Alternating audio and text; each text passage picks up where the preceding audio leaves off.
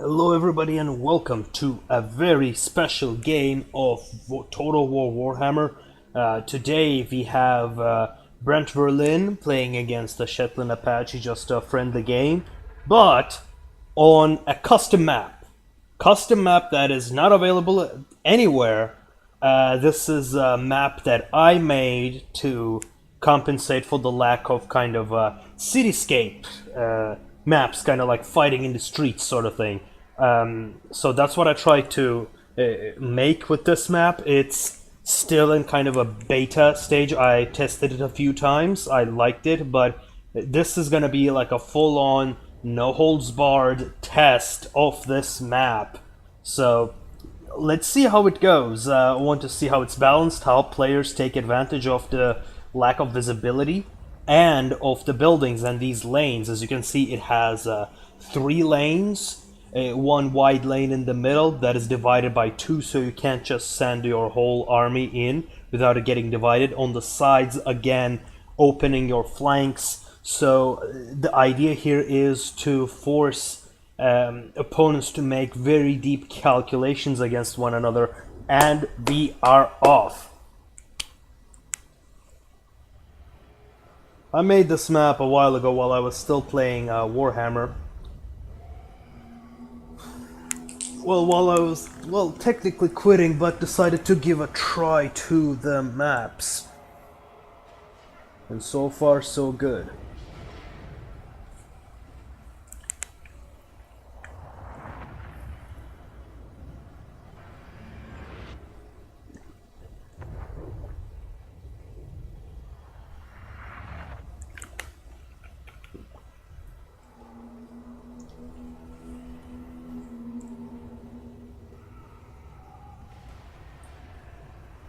So we have Wood Elves versus Vampire Counts, but I'm more interested in how the players are going to utilize the map and if it is balanced or not. I feel like the yellow deployment zone is slightly protruded than the red one, giving slight advantage to the yellow player. I'll need to balance that out.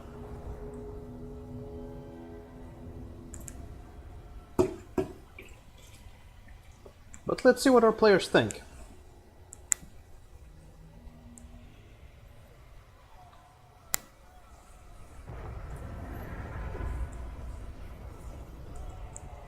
And a quick announcement.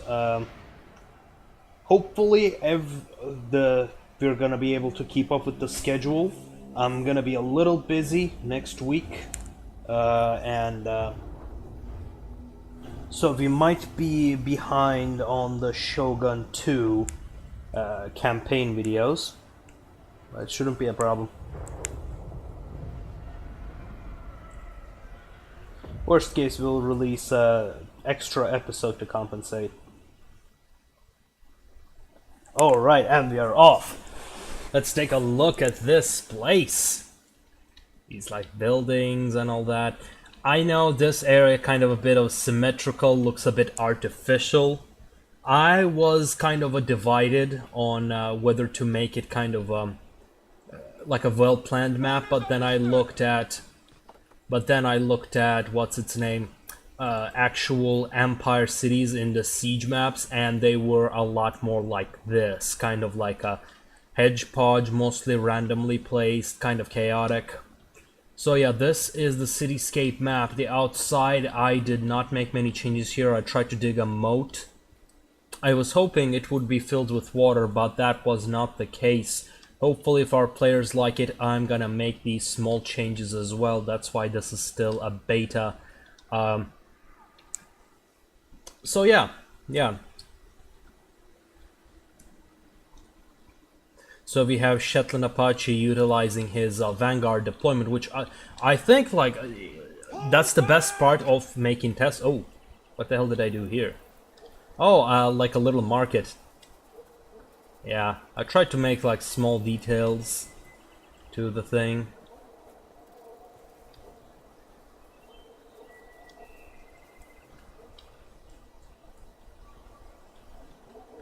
A lot of the houses are copies of one another. But, you know, I can only do so much. Oh, and here we have started. Our players they decided to pick the middle lane. Let's see if Brent will try to utilize the sides to attack.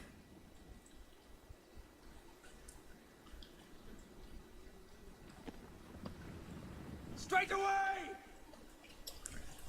I'm really curious, like right now, what I'm thinking is to make the middle lane a bit smaller, to force players to not really to pick side lanes more often. Like, well, that's why we have beta tests.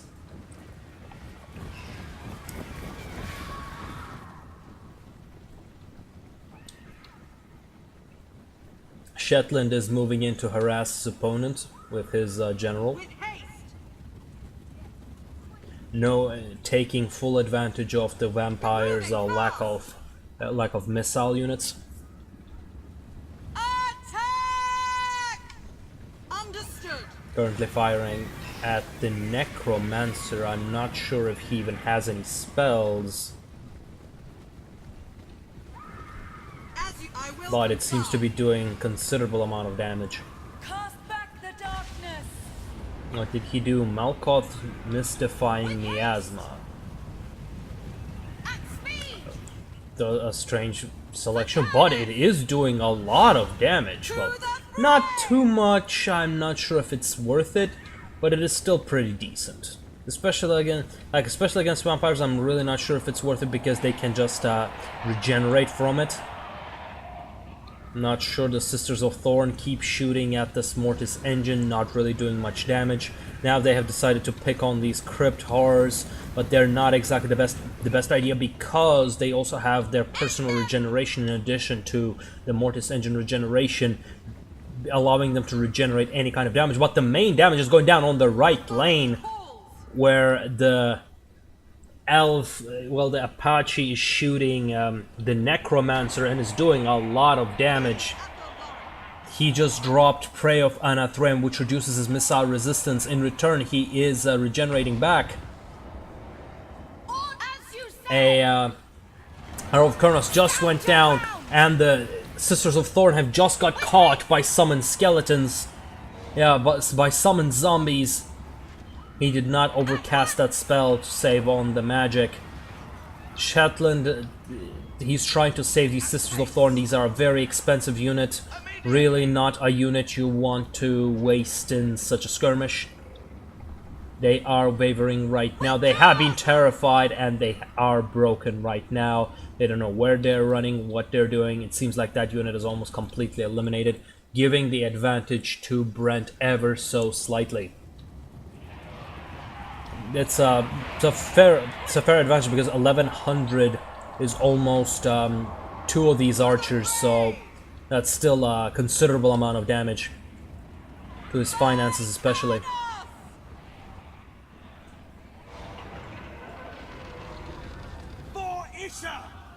Every single arrow counts on these necromancers. Ahaha! I was not expecting that. The archers are able to fire from behind the buildings.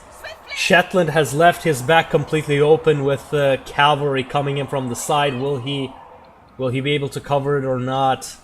This is interesting. I believe this map is allowing us to see some very interesting plays. It seems to be pretty advantageous for archer players with all this cover against the melee and cavalry with these choke points. Spears are able to utilize their powers to the max, and the archers can fire. Would you look at that? I don't know what it was, ladies and gentlemen, but it just annihilated the vampire line. Just completely destroyed, just drew a line and just killed everything. I think it was the pendulum, I'm not sure, but that was a lot of damage. Now Brant's cavalry is coming in from the back. Shetlandapache is responding with his war dancers, Azrai spears. He is charging them regardless, receiving considerable amount of damage while doing very little against those Azrai spears. It seems like Shetland has agitated, has annoyed Brent to make these mistakes with his spell.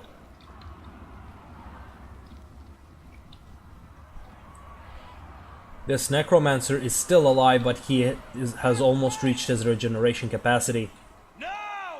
Archers are doing some really good work in here. It was Brent's mistake to put all of his eggs in one basket, and now his Sternsmen are finally coming in to push back against these war dancers. He's been using his blood knights, cycle charging against these spears. Sorry. Yeah, it seems like the Spellsinger is positioning herself to cast another one of that spell, which could devastate this line, these two grave guards and the general. And here it comes! Here it comes! Boom! Well, it was not as devastating as the last time, but definitely took a lot of health, reduced their morale as well. Brent responds by summoning skeleton warriors, which will be able to push behind these spearmen and technically put scouts, but he's not microing them right now. He just managed to break through these spears and attack into these glade guards. Shetland just did not protect his archers very well. But will he be able to turn it around and use it as bait against the crypt horrors? I don't think so, ladies and gentlemen. I think the Brent is going to be pulling through, yeah, but he's just pulling through them even further to prevent any archers from firing.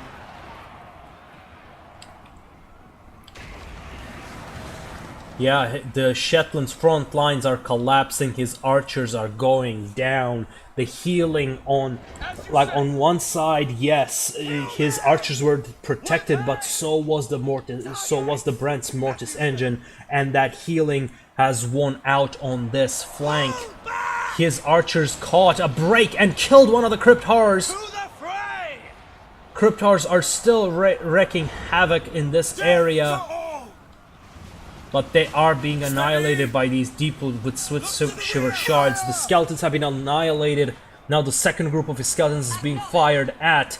This is very close fight, ladies and gentlemen, in the streets of some random town I just made up. Prey of Anathrema went down on these blood knights. He is trying to win on the back streets. Shetland is trying to win on the back streets, on the front streets. The situation seems to be hopeless. With the general pushing in, they might not be able to hold. But we will see. Shetland still has a few aces in his sleeve. He still has his general in the air. If he can take down this Mortis engine, it's gonna be a considerable blow at Brent's forces. But Brent has broken through the line, just walked around. And now he's right behind the archers. Let's take a look at this charge. And boom, look at this damage. Just beautiful. Prevented them from firing and did some pretty decent damage. Crypt Horrors keep on pushing. They keep on pushing.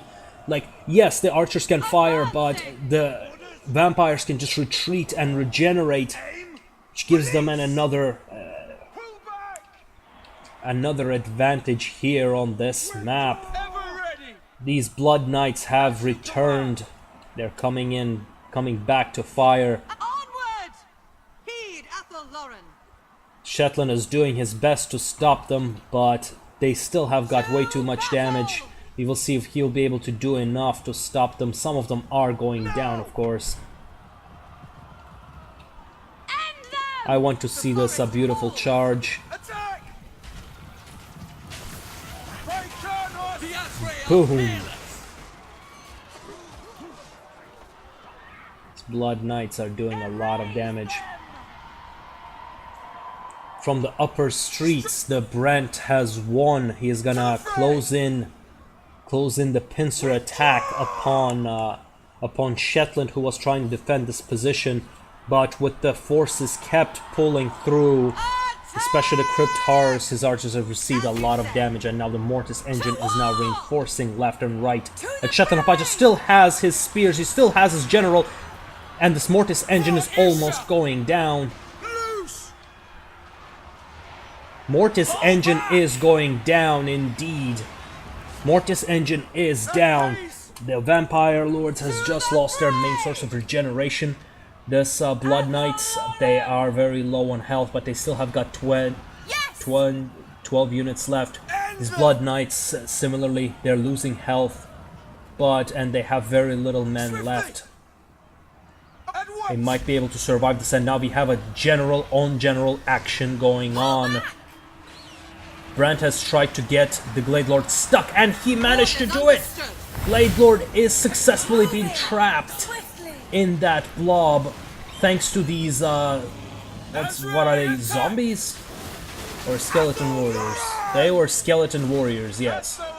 They were skeletons, but that getting stuck does not stop Shetlandapache, and he turns it completely around and trapping the forces of the Vampire Counts straight in the middle. He manages to push through that blob. He's still chasing the Vlad von Karstein is still chasing the general. He realized he has a debuff and now he's just gonna cycle charge them, just keep cycle charging them.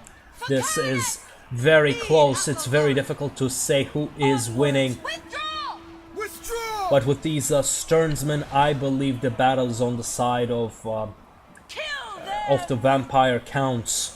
If Shetland can use his flying units very well, he might be able to turn this around. That's the beauty of this game. You can never tell who is winning until the battle is done. Well, yes, you can, especially when the general has went down, but both generals are still alive. It's very difficult to tell. The Brent's ace in his sleeve, Blood Knights, they are going down. That way he will not have any high mobility units left. He just has 2 men left in that Blood Knight unit. This Shadow Spellsinger has done a lot of damage. And now to counter the Crypt Horrors, the Shetland has Treekin, and he is firing. He has the ranged advantage, and he's using it to his fullest extent. But he's attacking Vlad von Karstein instead. I don't think that's a very good idea. He should take out the rest of the forces and leave him alone to be shot to death, because he's just very slow and regenerates very well. These Graveguard, they will need to be shut down. Archers still have a lot of ammo left. The general is running out of ammo. This is fairly close. And the Treekin have just went down. Now all the vampires have to do is just stay put and try to regenerate as much as they can. With these Sternsmen, they can regenerate quite a bit on their own. If Brent still has any magic left, he might be able to do it. He is using his terror to rout these archers, but they keep coming back. Now it's a question of who is going to cycle charge better, who is going to win this melee engagement. It seems like Brent is winning indeed, with Spellsinger receiving this much damage. Will Spellsinger go down? Spellsinger manages to escape, ladies and gentlemen. With very little health, she might be able to cast a few more spells. General is still in the air. These Graveguards might be the saving grace of Brent and this general, who's very tanky, very defensive. His hitbox is very slow, very difficult to hit. And now the Elven General is going. Elven General has just went down, and the victory goes to Brent Verlin. Ladies and gentlemen, this was a very exciting battle. I'm glad to have hosted it. If you guys want to play the map, please let me know, RTK Arklanon, and I will give you the map. I will try to upload it afterwards, after I fix a few things, and we will see you next time. Thanks for watching.